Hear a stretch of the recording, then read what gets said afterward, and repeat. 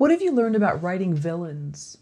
Writing villains. I think writing villains should be approached the same way that writing any other character or protagonist should be approached. A good villain is, you understand why they're doing what they're doing, and you understand what they want just as much as you understand what the protagonist wants. Who's one of your favorite villains? One that actually comes to mind is Javier Bardem in No Country for Old Men. There's something terrifying about him, but in the end, he just kind of dies naturally without any, kind of indirectly of the events of the movie that took place.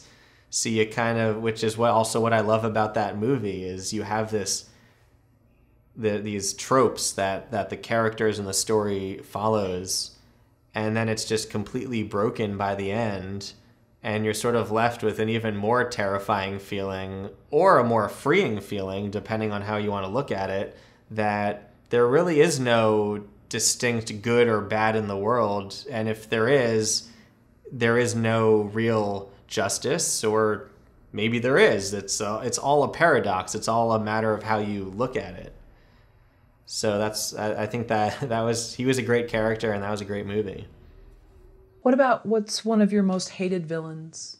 I feel like if I actually watched a movie and genuinely hated a character, I might not like the movie that much. A part of me wants to kind of like, on some level, everybody that I watch, even if they're the antagonist. You kind of want to like who they are and what they're about, or at least get something out of it.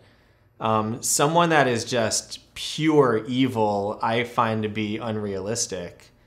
So now I'm trying to think of movies with sort of just purely evil characters, and I guess I would still need some more time with that. Man, I don't know. What about the Joker? I do think that the Joker, they definitely did a good job of, and I'm talking about like the most recent Joker. They definitely did a good job of sort of showing, this guy who is disturbed.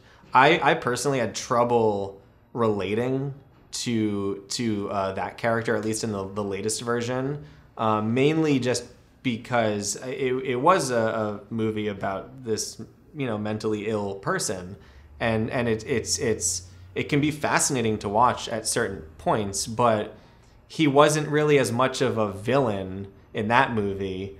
Maybe in like the classic Batman comics, the Joker is certainly portrayed more so as a villain, and in that case it is more black and white, but the origin of him, I guess, is definitely more of a character study on someone with mental illness, and therefore I wouldn't even look at him as a villain at all.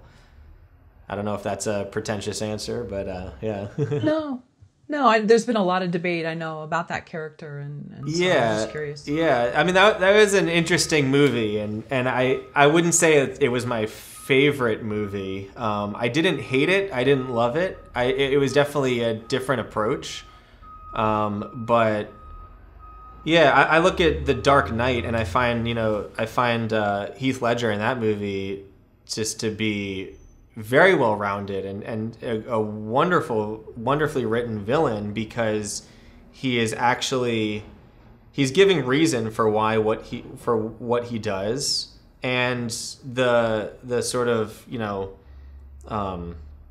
again, what's the word I'm looking for, the predicaments that he puts the protagonist in are very difficult situations, that it's like, what do you do in this situation?